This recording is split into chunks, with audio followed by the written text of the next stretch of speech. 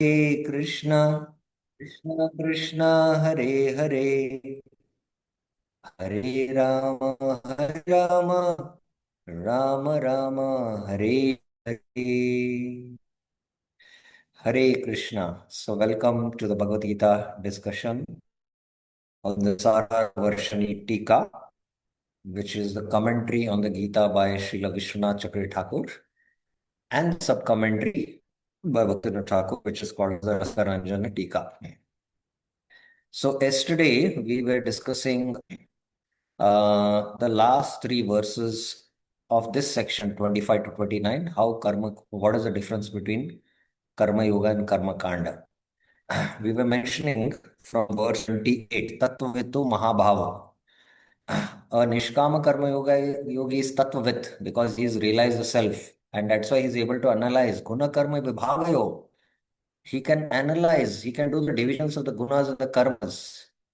He sees guna guneshu vartante. The gunas are engaged in the guneshu, the senses, sense objects, and which is controlled by the sense devta. Sattva, so rajas, the senses, sense objects in tamas, and the sense devtas who are in goodness. Iti matva na sajjate. So he is not attached like the karma kandi.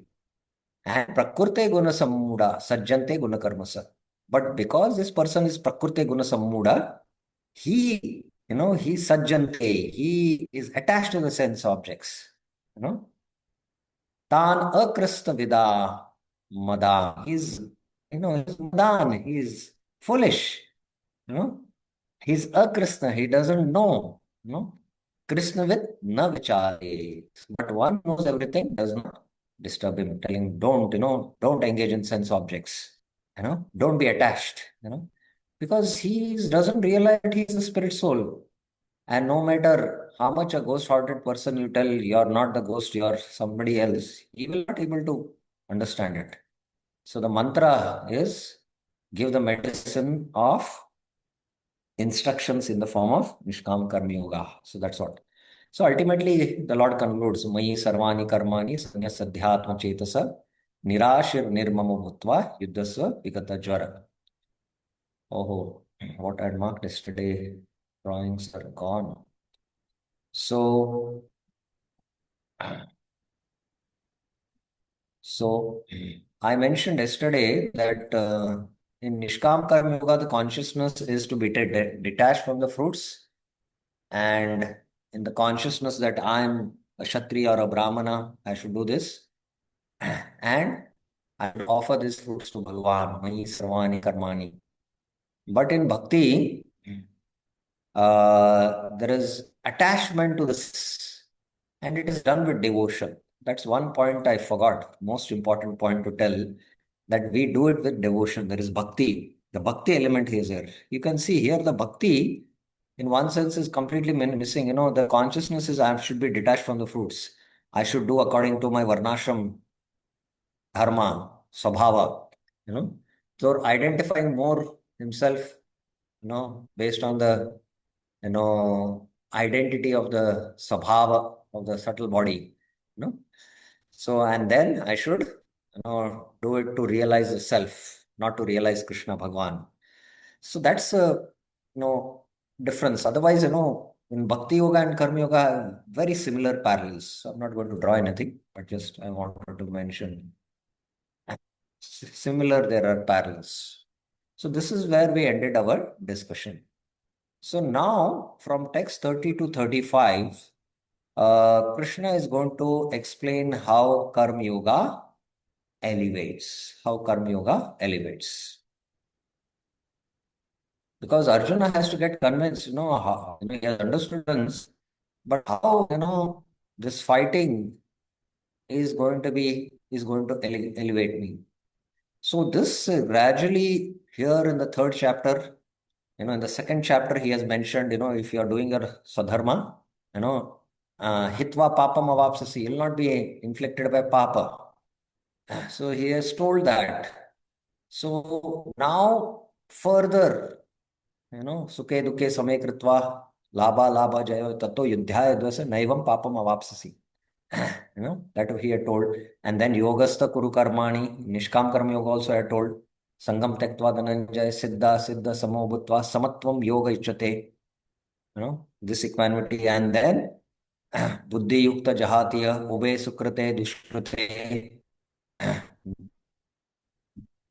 Yoga Karmasu Kaushalam. So this is the art of doing work. You'll become free from.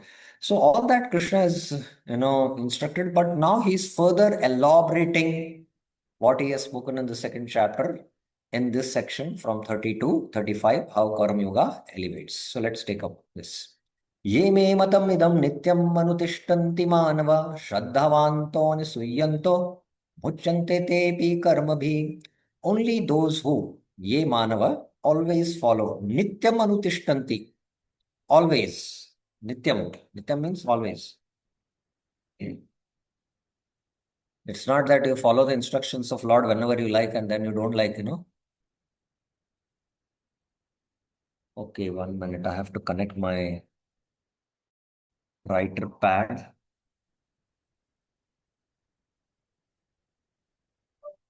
Just a second. Yeah. Always. Always one should follow this. No? Always. My teaching. Me idam matam. Sorry. With faith, Shraddhavanto, and without envy, Anusuyanto, are free from the bondage of actions. Te karma bhi muchante. So he will not be bound. Even if he's doing actions, he'll not be bound. So only those who follow my teaching. So which teaching specifically is Krishna referring here? Which verse is Krishna specifically referring here? In general, he is referring to something also, but which specifically is he referring to? Anyone would like to answer? Which specifically is the verse he is referring, and in general also what he is referring to? What is his matam idam? Yes, Sri Lalita Sumati Mataji. Prabhu, I'll try. Prabhu, it is the verse can come after third chapter also, no, Prabhu? See, okay, let me tell you. Okay, so in the talk, I say Uh-huh. that, okay, whatever discussion and points I had mentioned, all these, you have to Okay. follow. Okay, Yeah. so that means Huh. the discussion is going to happen in the future, or already it has happened. No, whatever you are telling, no, that only will within that ambit only it will be there, right, Prabhu? No, no, no. I'm giving you an example just to make you understand. I tell that, Okay. this discussion, what we had from 1 to 10 points in Uh-huh. meeting, Uh-huh. this you have to follow, I tell. Okay. So when I say you have to follow, whether it is already the discussion which has happened or which is going to happen in the future. Which has already happened, 1 to 10. Yes, yes. So here, when Krishna is saying, you have to follow my teaching. So what is Krishna's teaching now, up till now to Arjuna, first, in a general sense, and which specific verse also Krishna is referring? Any of the both you can answer. I'm asking a very simple question. Okay. Is it Karmanya What? Vadhikarate? Oh, Karmanyavadikara is what kind of yoga? Again, you have to tell us. Which Phaleshu yoga Kathas. is it? Nishkama Karma Yoga, right? You have to become specific. Yeah. So this teaching of all Arjuna's is Nishkama Karma Yoga. And which specific verse also you can refer? 2.47, right, Prabhu? That is? No. Just, Hmm. see, second chapter has passed long way back in the discussion now. Yeah, yeah, yeah. Immediately you have to refer something. Okay.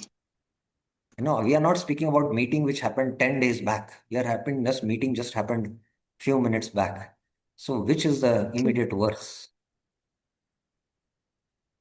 He has taken the, Karmanivadikaristic Nishkam Karma Yoga teaching from the second chapter to one level to another higher level in the third chapter. And he has Huh. come to a very higher conclusion that ultimately Nishkam Karma Yoga is done for whom?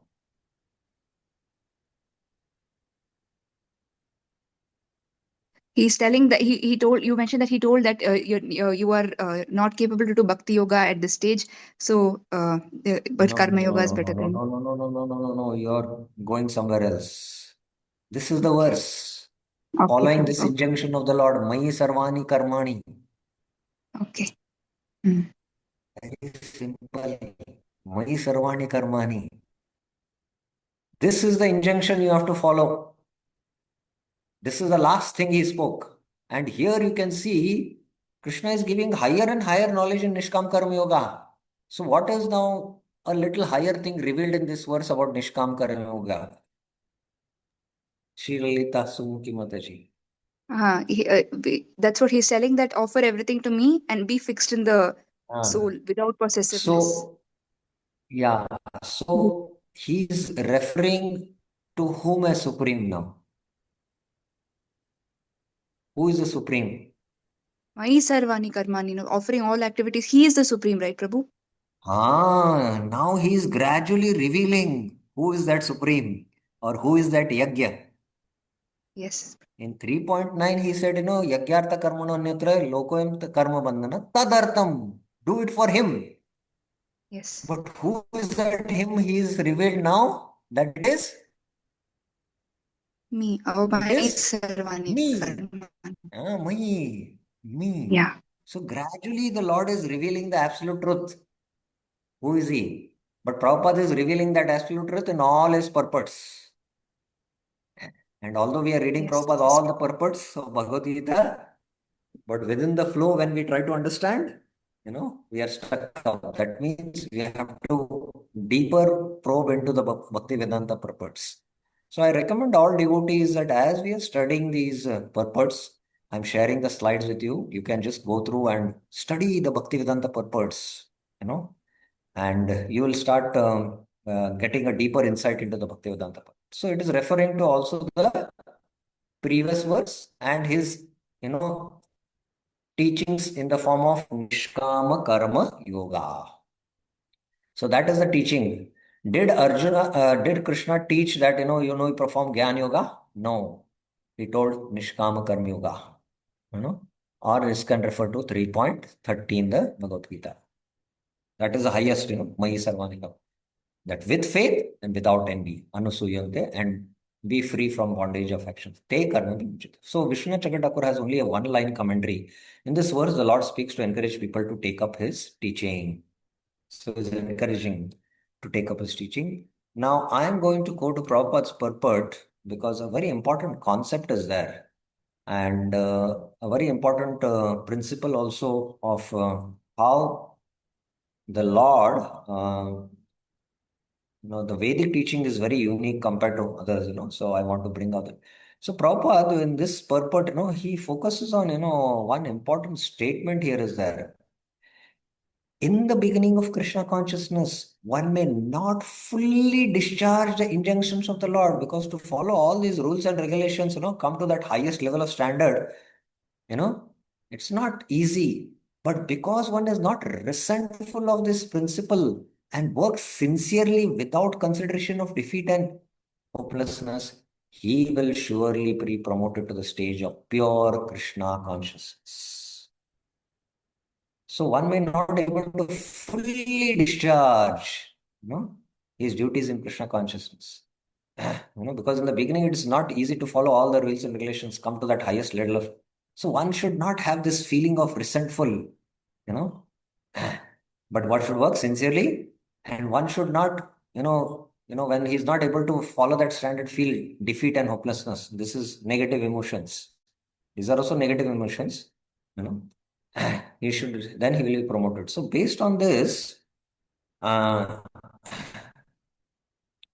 here you can see there are wrong attitudes towards devotional standards. One is rejection or resentment. The standard is too high and impractical. You know, it's very high. Morning, 4 o'clock, get up, Mangal Arati, chanting 16 rounds, sitting in one place. You know, and then hopelessness. No, I'm too fallen. I cannot. One starts feeling all these negative emotions. So one should not have these wrong attitudes while taking up to Krishna consciousness. So just like in a high jump, You all know about high jump. When the rod is very high set, and you're too short, you know, and to jump that high rod, it's not easy. So, what do we do? It's like scaling a tall hurdle. What do we do then? What do we do? You jump that, high jump from which is very high, the rod. What do we do? How do we jump? What do we do? What is the ideal thing to be done? Who will answer this?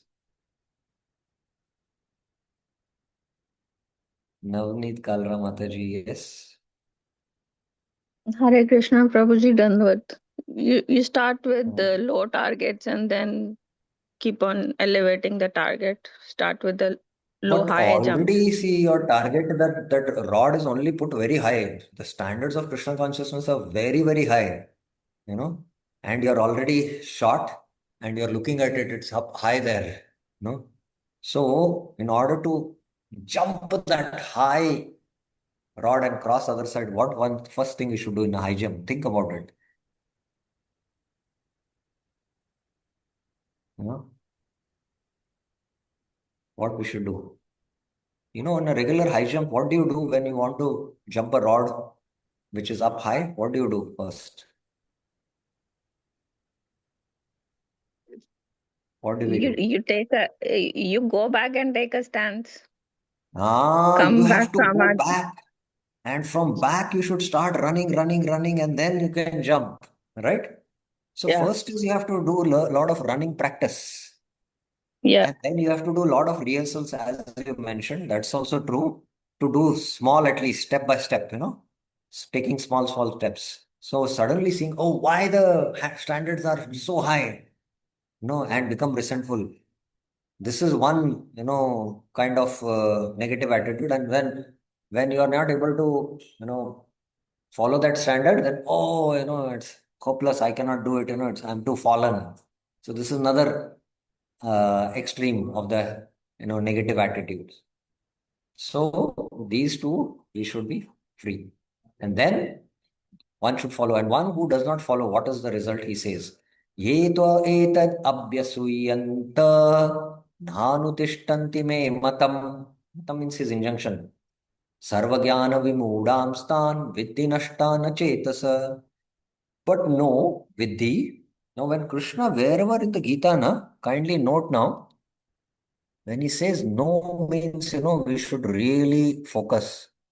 Try to understand what I'm saying now. When I tell, then you should really focus. So if you don't follow that, those who, yetu, devoid of knowledge, sarva jnana vimudatman, devoid of proper consciousness, achetasa, and hostile to this teaching, ete matam, abhyasuyanto, they are hostile. Do not follow it. None of them are lost.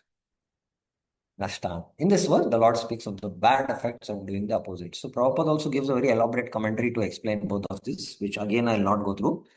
So here an important point what I want to make is that the teachings, especially the Vedic teachings, the Lord teaches by contrast. So teaching by contrast. This is how the Vedic teaching is.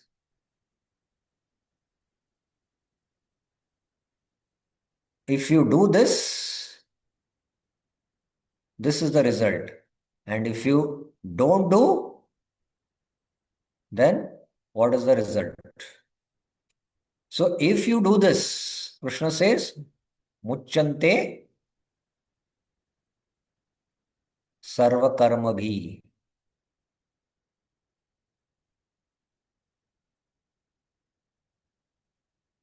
And if you don't do, what will happen? Nashtan.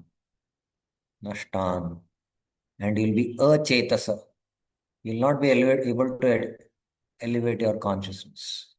So there is what in the teaching, this teaching by contrast is a very unique in Vedic tradition because the Lord is Lord of love. He loves his parts and parcels. Love means freedom of choice. The Lord gives the choice, freedom, and you have to choose. Otherwise, oh, if you don't take up, then you will be forever condemned for eternity. Then there is no choice only, it's force. But here, the Lord gives a choice, teaching by contrast. So this you see repeatedly in the Gita, it will come up, teaching by contrast. Now, he has mentioned that, by following, how you will be able to, become free from karma. Now, there is a very important, these two verses are very important, and kindly hear and try to carefully understand these two verses because generally they are not clearly understood. Please try to understand this, and then I will take up questions after I finish 35. Sadrisham cheshtate swasya prakritirjnanavaanapi prakritim yanti bhutani nigraha kim karishyati. Even a man of knowledge, jnanavanapi, acts, cheshtate. Cheshta means to do endeavor. And every person who endeavors, and even a man in knowledge, endeavors according to his nature. Swasya prakrite sadrisham. As is his nature, he will endeavor. All living entities act according to their nature. Prakriti miyanti bhutani. All living entities in this universe follow according to the nature. What can instructions of karma and gyan do to the most fallen? Nigraha kim karishyati. Now, this is a little difficult to understand what this translation is. Prabhupada translates it, in a little different way. But what can, repression accomplish, Prabhupada says.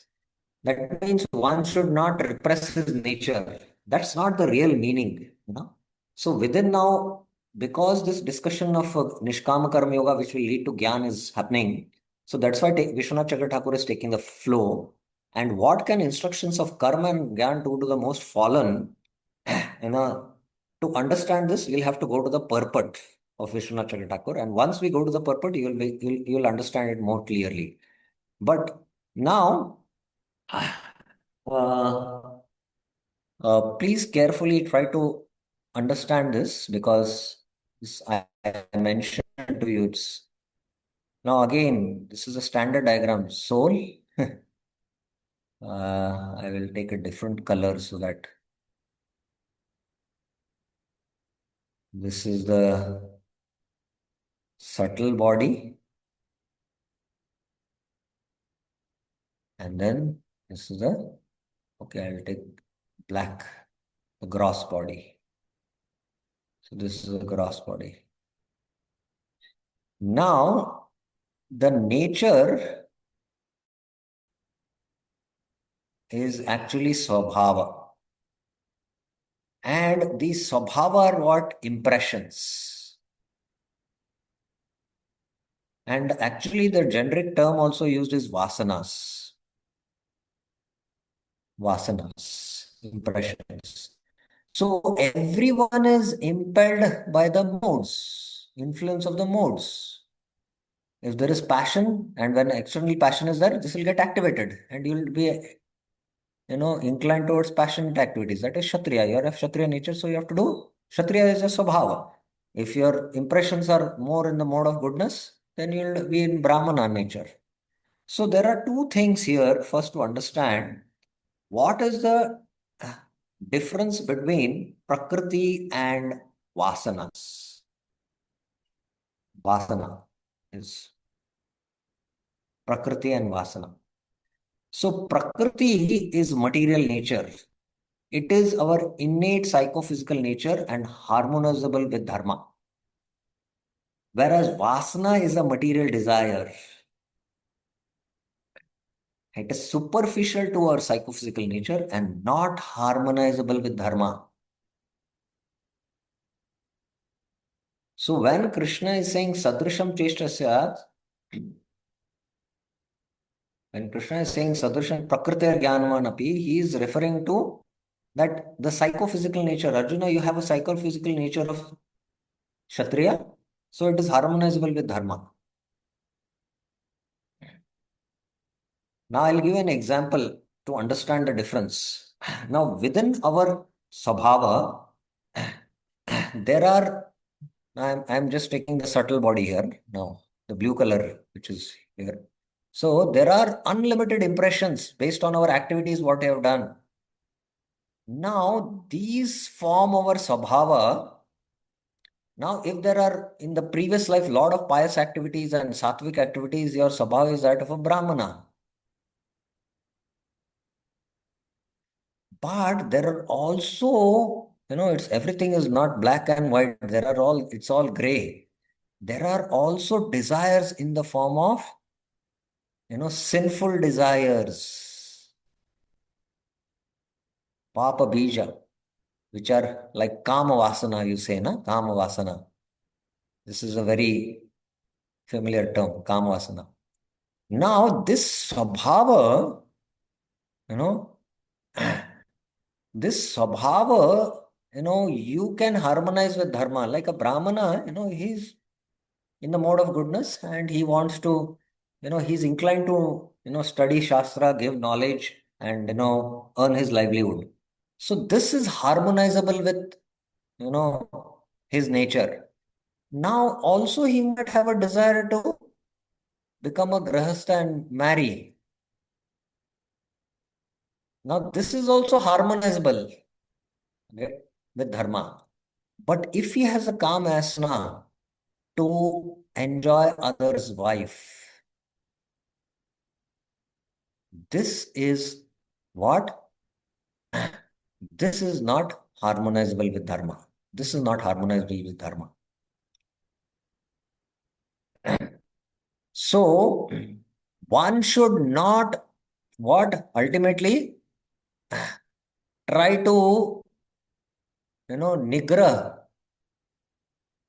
One should not try to nigrah two of the sabhava because that will not going to work.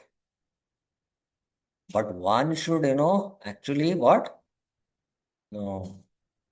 Regulate his vasanas. He should not come under the impel of the vasanas. So that will be discussed in Bhagavad Gita 3.34. That will be discussed in the next verse. So Arjuna has a nature of a Kshatriya, administration, and now there is this war. This is Sabha, his Sabha is to be a warrior and fight this Dharma Yuddha. This is Sabha. Now, if he tries to repress this nature, that is what Krishna is saying. You cannot do that. Nigra will not work. Even the Jnanvapi, they cheshtate swasya. According to their swabhav, they swasya chet prakrite, swasya prakrite, according to their nature. And all living entities follow their nature. So you cannot, give up your Kshatriya nature, he's saying. But Arjuna gives up his Kshatriya nature and renounces and take up the robes of a sadhu and he becomes a jnani and he's in the Himalayas, goes for begging and somebody, hurls some heavy words because he is having that Kshatriya spirit, na? What he will do? He will take his sword or he'll take a rod there, immediately kill him. So he'll commit deep sin. So that's why Arjuna, you don't take up this path. You take up your Kshatriya path, gradually purify and come to Gyan. That's what is actually, So by following this, you will gradually get purified. But if you don't follow your nature is of a sabha of a Kshatriya, passion, and you take up a nature of a sannyasi, which is goodness. Sorry. Brahminical, then that internal stimulus, if somebody activates it, you will show up your nature and you'll commit more grievous sin and you'll degrade yourself. So that is the point what, Krishna is trying to make in this verse. And I hope you understood this difference between Prakriti and Vasana. And now let us come to the commentary and try to understand. Would they not be afraid of not following the instructions of the Supreme Lord or the instructions of the king? Because he said, na, ye me matamidam is sarvam, we should follow these instructions. If they don't follow, are they not afraid? Krishna says, no, they are not afraid. Those who engage their senses for enjoyment, even if they are intelligent, Gyanwan, cannot consider the orders of the king, the supreme lord. This is because of their nature.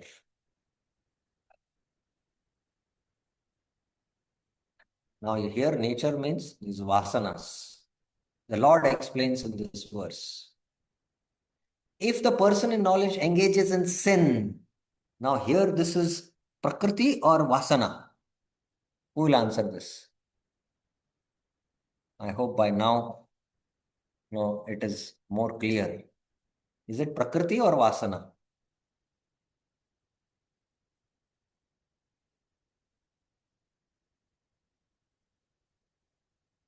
Kanchan Sharma Mataji.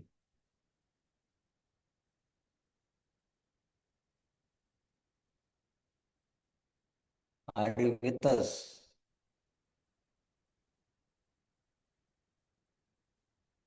Vinuta Mataji?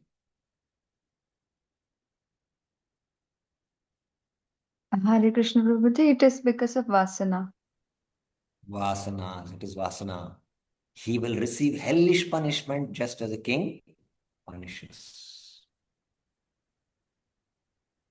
So that's what I mentioned for this from this example, Arjuna takes up this Gyan platform where sannyas robes and he's in the Himalayas doing begging, and somebody, shouts at him, his Kshatriya nature will come out and he'll kill him and he'll be entangled. Whereas in the war, if he kills, he will go to Swarga because he's following his, swasya prakriti, and according to that, Swabhava, he is doing his Swadharma, that is Varnashram Dharma.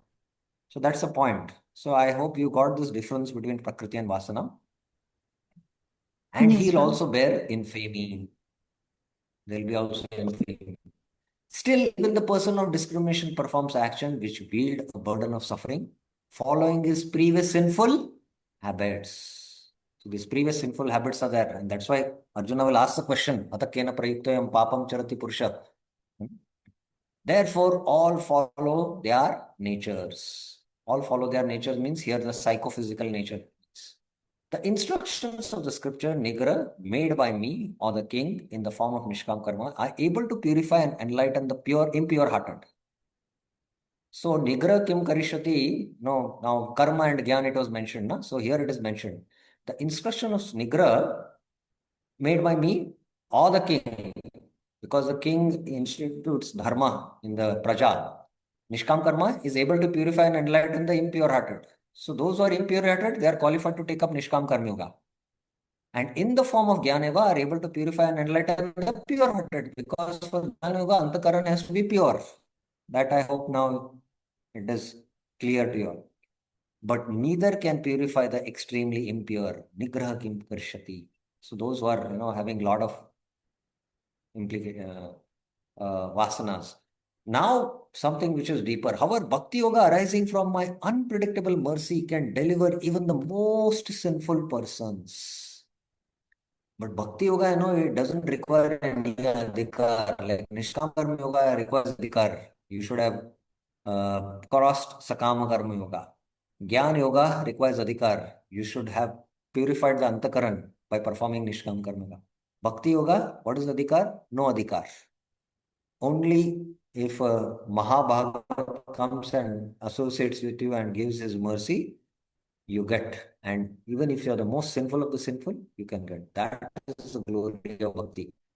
He quotes Rangapura, Aho Tanyosi Devarshi Kripaya Yasute Shanat Nichopi Utfulkavaleve Lubdakorati Muchate. My dear friend Narad Muni, you are glorified as a sage among the demigods. By your mercy, even a low-born person like this hunter immediately became ecstatic. Nichopi Utfullako. Its hairs are standing on end. This is called Bhavarati. Because this nature, this hunter, Mrigari is experiencing symptoms of bhava because of a mercy of a Mahabhagavat like Narad. Okay, Bhaktivinoda Thakur. Oh, Arjuna, do not think that a man of knowledge will attain auspiciousness if he simply deliberates on spirit and matter and accepts the shelter of sannyas dharma by impetuously giving up material nature, guna, and its relative activities. I hope you understand. See, he is having a nature of a Kshatriya, but he takes up to Gyan, which he is not having adhikar, and he starts contemplating on matter and spirit in the Himalayas, and he wears saffron. Then what will happen? Internally, the Swabhav is there.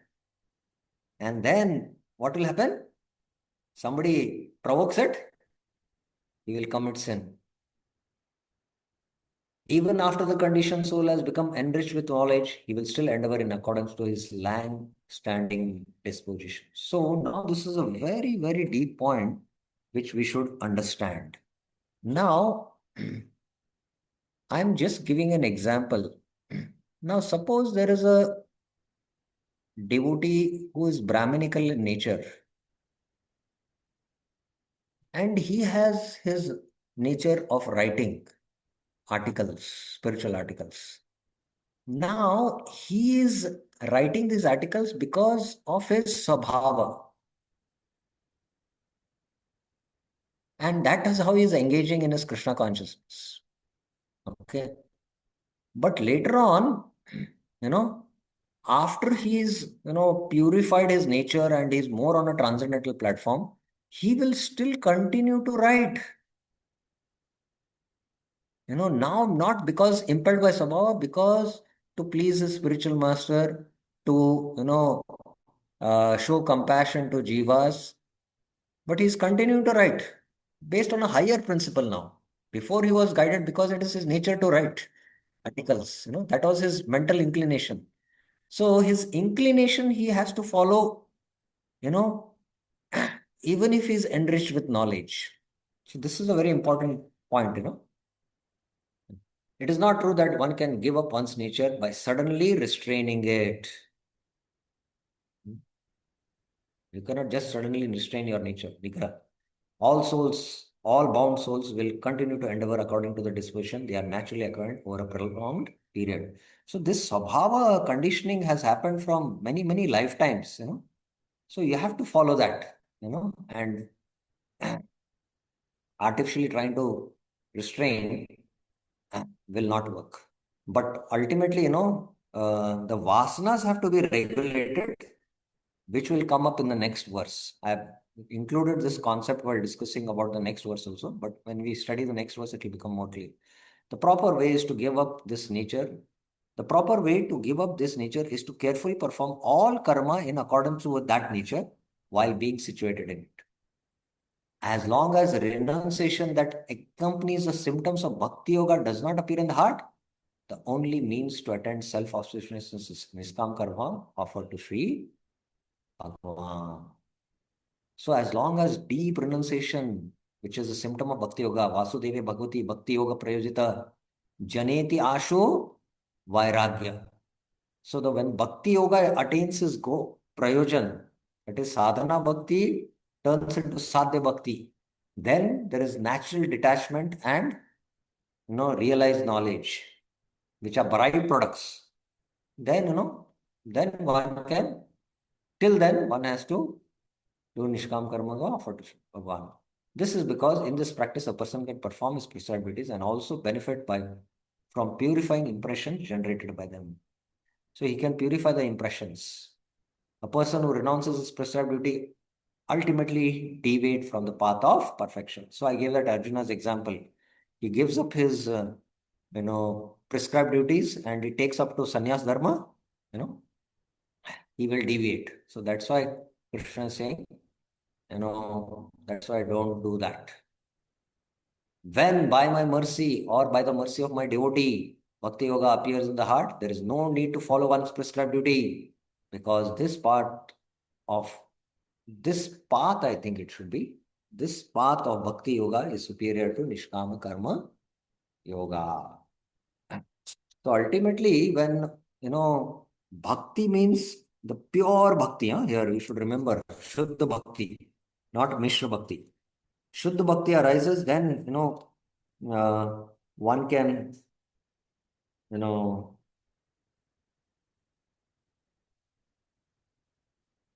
When by the mercy, I'm just seeing from the original text whether there is no need to because superior because this path, I told you not part.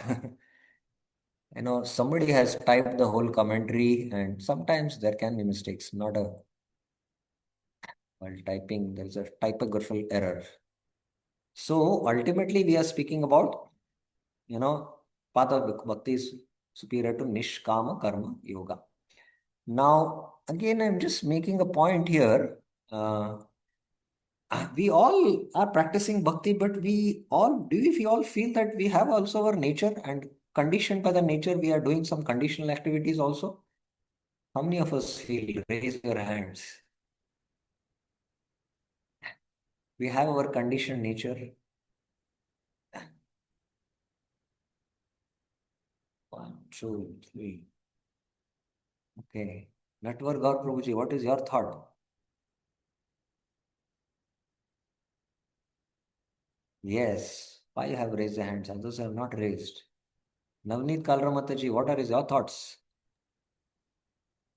Yes, Prabhuji, we do have our conditioned nature. They almost all have this. Yeah. So the conditioned nature, whatever our nature and inclination is there, that also we are doubting Krishna's service. And we are also doing core activities like hearing, chanting, reading Bhagavatam and all. And both are going in balance. The conditional activities in constant.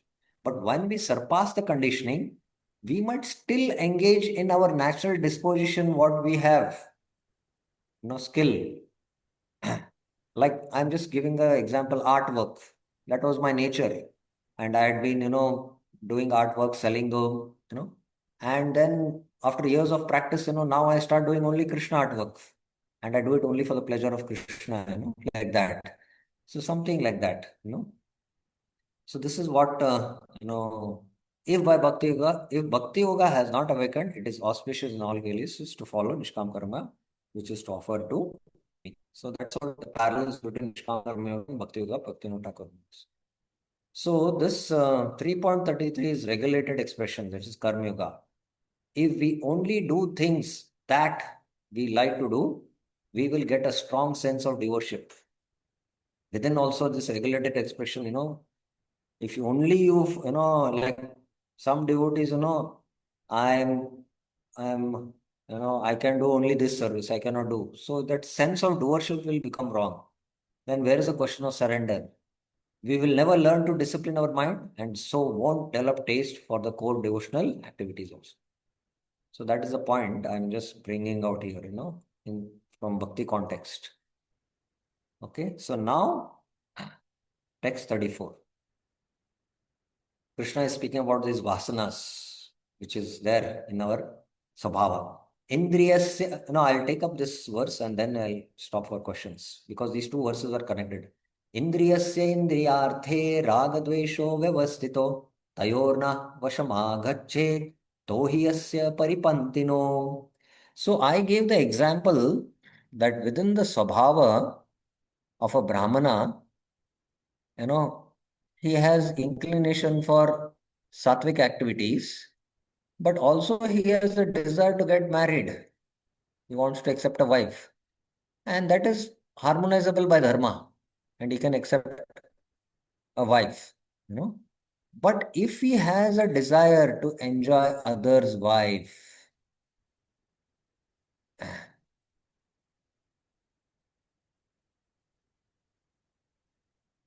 this is what? Vasana. So here Krishna is saying raga, don't come under this raga. Tayor na vashamagachet.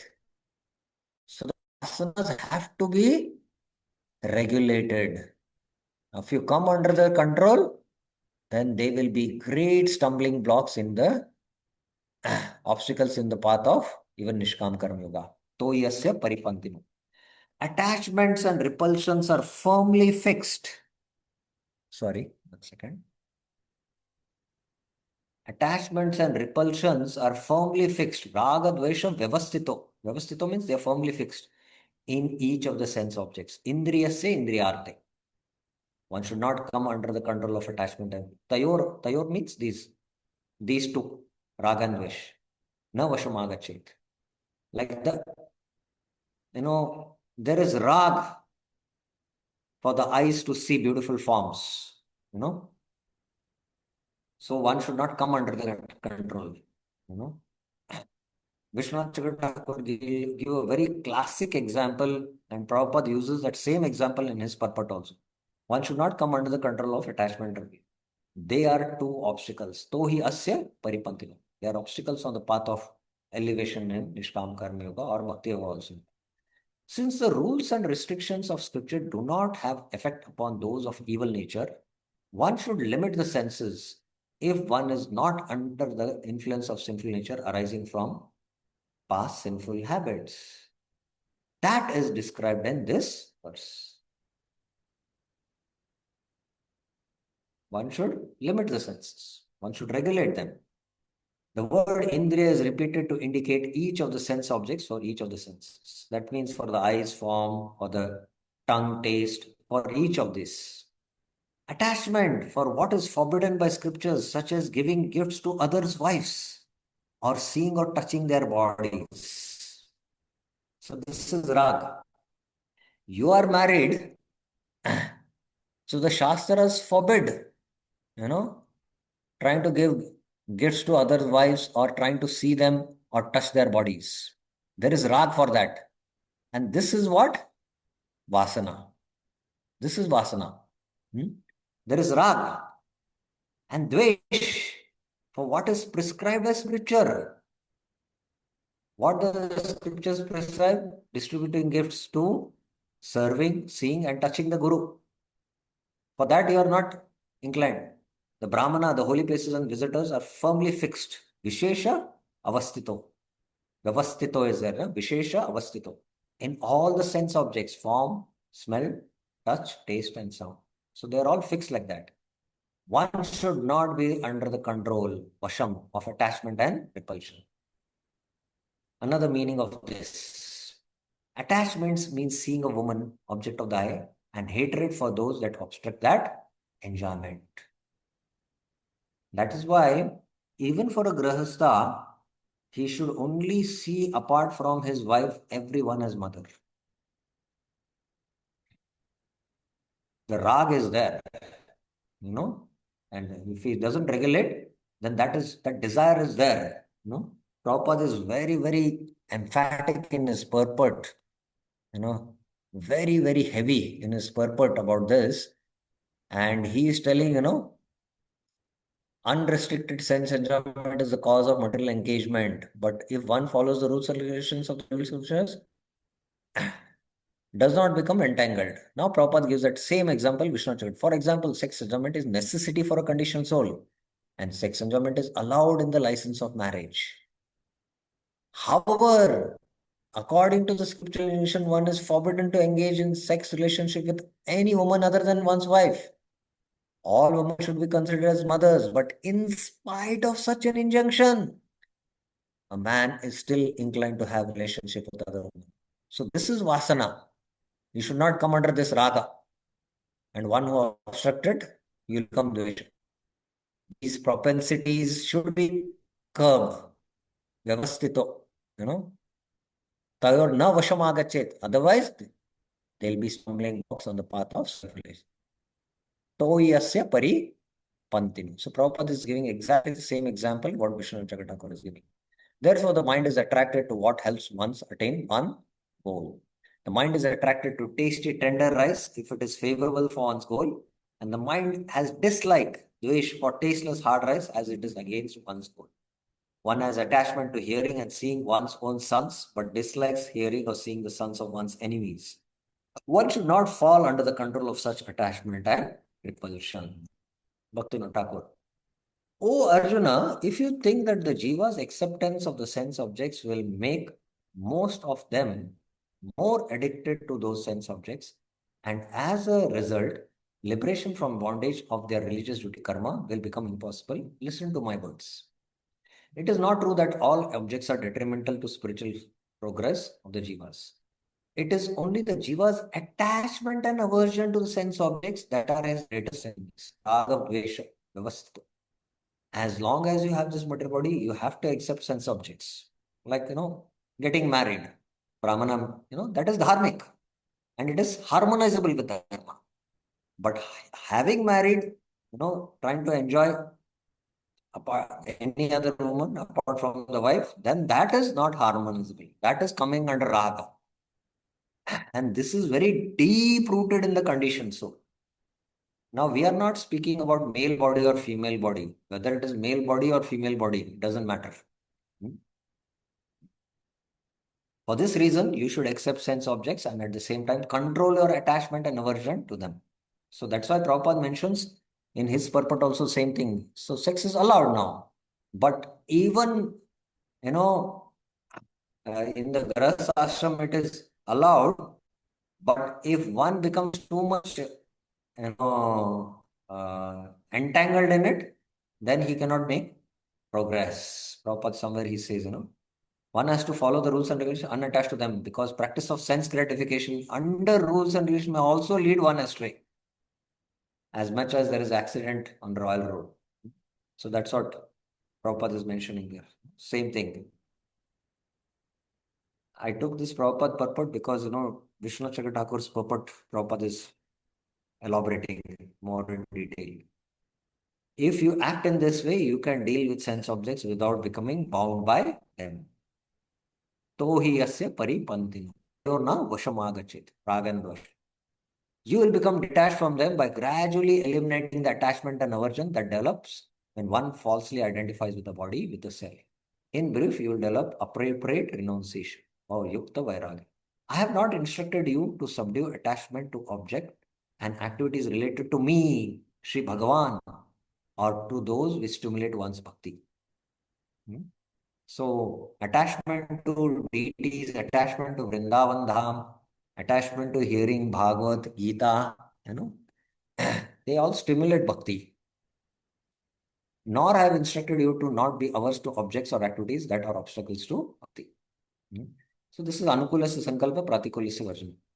Rather, I have only instructed you to control the attachment that is related to selfish pleasure and that promotes a temperament that is opposed to bhakti. This should be understood. Okay. I'll take this one words and then we'll stop for questions. Shreyan swadharma vigana paradharma swanushtita swadharme nidanam shreya paradharmo bhayavaha. Now this is a very important verse and two times it will come here in this third chapter and in the 18th chapter.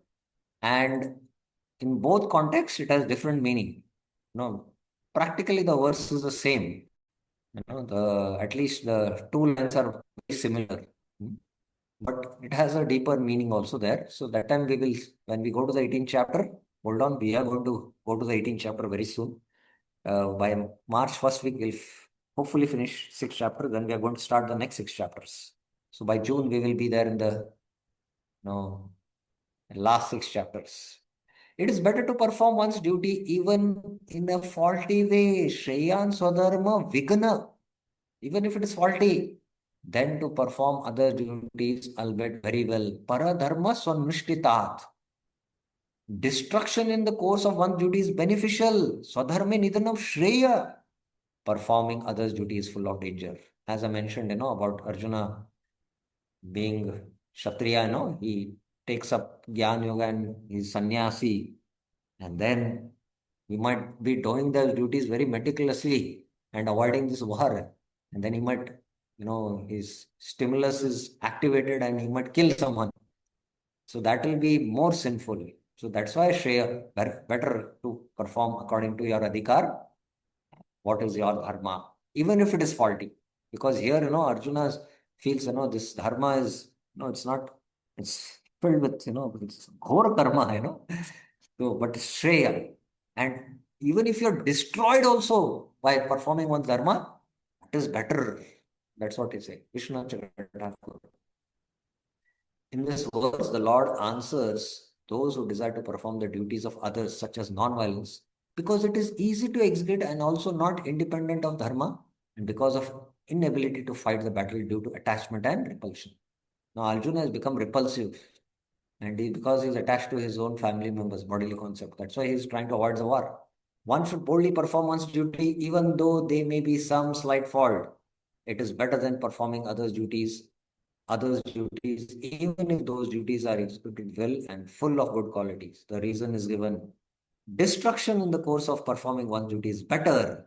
Performing others' duty is dangerous. The seventh canto of Bhagavatam speaks of performing other duties, paradharma, as irreligion. So, this is the quotation. Vidharma paradharmasya abhasa upama achala adharmo saka panchema dharmagyo dharmavittajet. The knower of dharma, dharmagya, should avoid adharmavattajet, five forbidden types of adharma. Pancha ima adharma saka. Vidharma, paradharma, abhas dharma, upadharma, and chaladharma. Cheating dharma. So these are all different kinds of dharmas. We should avoid. So paradharma via dharma sanitita. So this also one should not perform. Paradharma. Paradharma here. So this is also coming under adharma only. So one should not do this. That's what it is. Bhaktivinoda Thakur. One who executes his prescribed duties may die before attaining a more elevated qualification. Still, his performance of them is auspicious, Shreya, because to perform the duties of another is always careful. No, it's always 1 minute. 3 point. Fearful. I was wondering, Bhayava is there.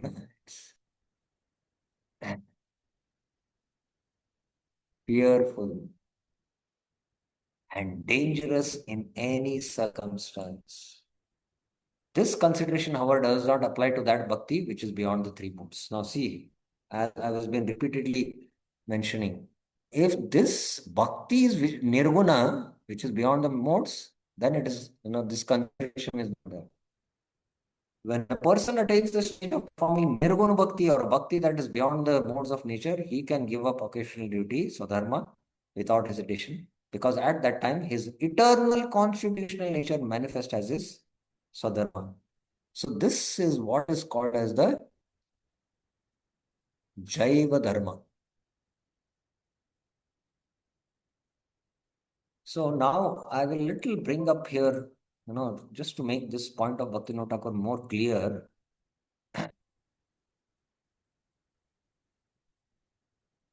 Again, there is a soul, there is a subtle body, drawing it a little bigger. This is the gross body. Now the impressions are there here, and we have our sabhava, conditional nature.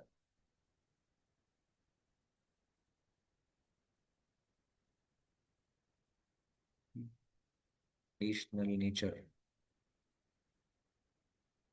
And then we have got little faith in bhakti now, and we are executing, bhakti angas. But as we, use this conditional nature more and more connecting to Krishna consciousness, that is dovetailing that nature. More and more we do that, dovetail it. So what happens is our conditioning will get purified. And when the conditioning is purified, at the same time, what is happening is our faith in bhakti is growing up and up and up and up, and the impressions of the bhakti are becoming stronger on the soul. And the impressions here are becoming less, and there is no attraction. Impressions, chitta going here and there. The chitta goes more focused towards Krishna only. When the influence is completely gone, Mahatmana Sumam Partha Devim Prakriti Mashrita. There are no more influence of the, three modes. Then the attraction is only towards Krishna. At that time, one has transcended the modes and Nirguna Bhakti begins. And that time, what happens? He can give up because Sabhava is completely purified. That's the point. So till the Sabhava is there, conditional nature is there, till then the Bhakti is mixed. When the conditioned nature is purified, That means Antakaran is fully purified. Now, Antakaran to purify, we don't practice again. To purify the Antakarana, we don't practice Nishkama Karma Yoga. We practice Bhakti only.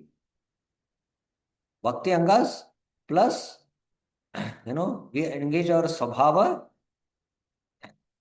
in a favorable way so that it will, increase my bhakti. It is more favorable to bhakti. We doubt in that.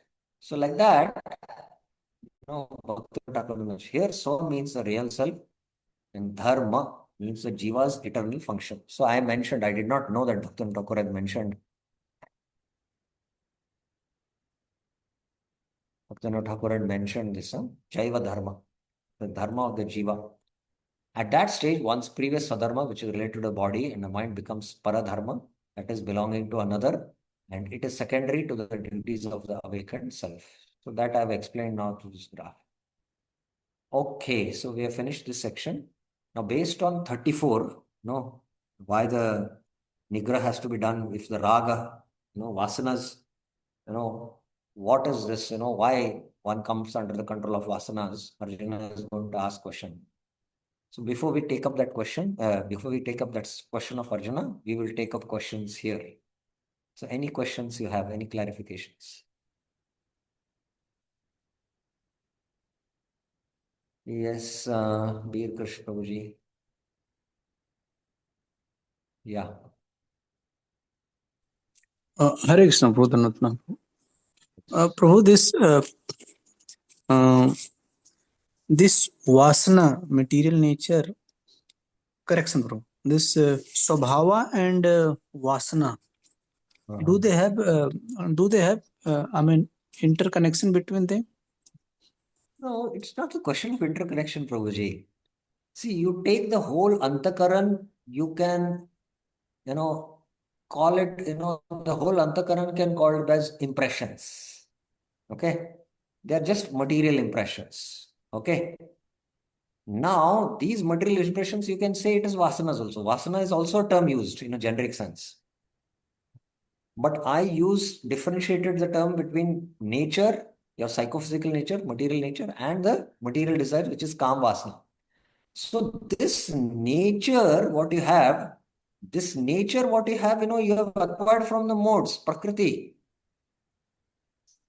And this you cannot repress. This you cannot repress.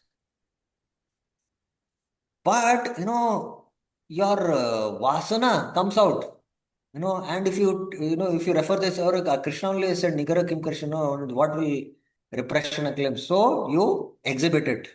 No, the vasanas have to be regulated. Tayor na vashamagachet toi asya parimantanu. So you have to differentiate. So I brought the differentiation in the form of desire of a Brahmana. He can continue as a sannyasi, but he has a desire to become a grahastha, to marry. And that is harmonizable with, dharma. Dharmically, he can get married and accept a wife. But after getting married, he still has vasana to enjoy with others' wife. That is vasana. That he should not, that he should do nigra. That he should regulate. Right. That he should control. Otherwise, it will become a stumbling block. And So that's the difference. I hope you got it now. Yes. And Prabhu, Yeah. 1 second. Sorry. You have another question. Prabhu, to understand one's swabhava, do we need some external assessment, or how to understand one's swabhava? No, it's a very simple thing. It's a very, very simple thing. Swabhava is something which is internal, right? Yes. Swabhava is our nature. Swakarma. See what kind of activities you are inclined to. So based on the activities you are inclined to, you can understand your swabhava. Now, of course, in today's world, it's become very complicated because of the complex impressions we carry, because of the uh, complex unions of the husband and the wife, because they are coming from different natures. But generally, in the Varnashram, a Brahmana is to marry a Brahmana, a Kshatriya is to marry a Kshatriya. So the nature is to be very clear of the children also. But now, because complex systems, of different natures, and the combination is very difficult to really find out. But in general, you can see what is your mental inclination, what is your mental disposition, what kind of activities you are inclined. That and you'll do according. You are doing those actions, and that actions are based on your swabhava. So from that you can understand, and then gradually, you can evaluate it. Right. Okay. Thank you. Thank you. Navneet Kalra Mataji, yes. Hare Krishna, Prabhuji. Uh, in the verse, there was that follow my instructions without envy. Could you Uh, elaborate on the envy? that is what that abhyasuyanto envy, which I mentioned, that when the standards are very high, why Krishna has kept such high standards? Why is that long jump rod so high? You know, so we become what? We, uh, we become resentful. The standard is too high. That is resentment is also a kind of emotion which is envy. Why is the store standard high? So that's why Prabhupada is giving a very practical instruction there in his purport, and that's why I brought out that attitude. No, no, why is this such so high standard? That emotion expression is, that is what, and then, I cannot come to this standard and I become hopeless or depressed, So that's what the negative emotion you go through because of this. So these are the different emotions. That's what is expressed. Is it Second, clear? second, Prabhuji, in the verse 34, in the purport, if you can go back to that Of slide. whose? Uh, Yeah. I think it's Chakravarti Thakur.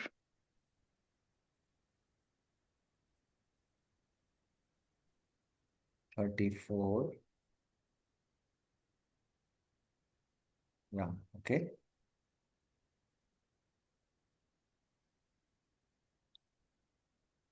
Is this the first one or?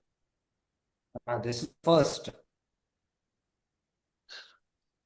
Yeah, here, yeah. If one is not under the influence of sinful nature arising from the past sinful habits, I didn't understand this part. Since the rules and regulations of scripture do not have effect upon the evil nature, one should limit the senses. If one is not under the influence of this, if one is not under the influence of sinful nature arising from past sinful habits.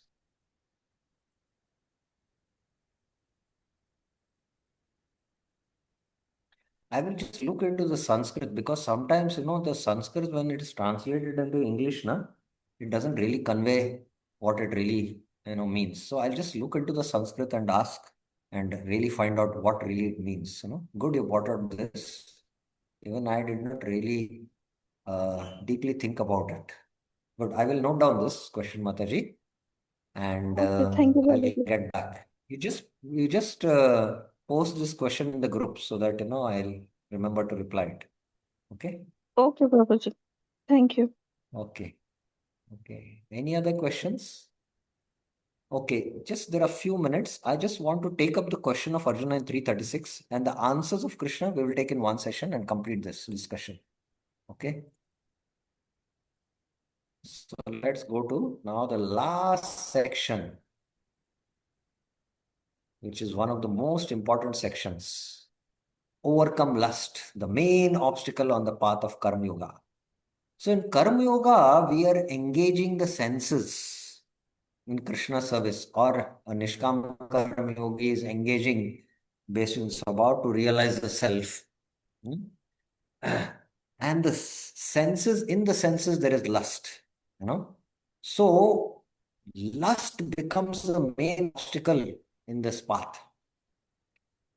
And that's why here a deeper knowledge of how to conquer this lust so that you can, more be situated in Gyan, knowledge. And next chapter is Gyan, chapter 4. Again, the Nishkam Karma Yoga is only discussed, but more knowledge is given there. So knowledge about Nishkam Karma Yoga. So this is from 36 to 43. Now, what I would like to mention is that this is the most powerful obstacle in the path to make advancement. And in the 10th canto, Krishna's pastimes begin. Now, before we go into the 10th canto, there are 3 pastimes in the 9th canto. How lust is so powerful. There are 3 sobering pastimes. Sobering means to make you sober. One is of how,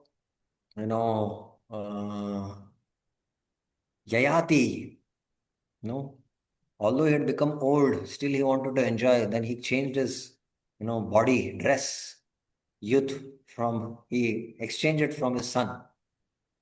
Then there is Pururava and Urvashi, how Pururava became lusty towards Urvashi and how he became completely maddened. Whole story is there. And third is about Saubari Muni, how he, became lustful seeing the copulation of 2 fish. Of course, he had committed offense to Garuda, and that's why he fell. That is a deeper reason. But then he came out of the waters and by his mystic potency became very handsome and married all the 50 daughters and enjoyed with all the 50 daughters. And then he realized, So there are 3 sobering pastimes in the 9th canto about lust. And only when one has conquered lust and transcended, then one can get into rasa of the 10th canto. So similarly in Karma Yoga, ultimately the lust is seated in the senses and this becomes a powerful obstacle. And Arjuna is going to ask this question based on, raga dvesha vyavasthito. Atakena prayukto yam papam charati purusha anichanapi varshneya baladiva niyojita. Arjuna said, O descendant of Vrishni, Varshneya, by what? Atakena prayukta does a man engage in sin? Ayam purusha papam charati. Now he knows that this is a vasana. It is papa of trying to enjoy somebody else's wife. But papam charati purusha, annichanapi, although unwilling, as if by force, baladiva niyojita. What is that? And Krishna is going to answer, but let's see Vishnu Chakata's comment. Referring to verse 34 about raga and dvesh, in this verse, Arjuna asks about attachment to the object of senses, such as enjoyment with others' wives, even though it is forbidden by scripture. Though without desire to engage in sin because of knowledge of the rules and prohibitions of scripture, anichan, by what influence, kena prayukto, does one engage in the act as if by force? So these vasanas take over. Balad, as though, you're being forced. What is that? This means that the desire for the object strongly rises under the influence of the object's stimulus. When the stimulus gets activated, then it so much rises that, it's not under your control. After hearing this, Arjuna said, you have said that the Swarup of the Jiva is eternally pure, transcendental, and completely separate from the modes of material nature and net matter. Thus, in his it is not the constitutional nature of Jiva to perform simple activities of this world. Yet, it is clearly seen that Jiva also always performs. Yet, it is clearly seen. Let me see. Yet, it is clearly seen that the Jiva always performs sinful actions. In sinful actions. Therefore, clearly tell me who engages them in this way. Who engages them in this way? Who is that who engages this? So that's what is Arjuna's question. And Krishna will answer from next verse onwards. So 37 to 43, we will take up one stroke in the next section. Any questions, any clarifications up till now?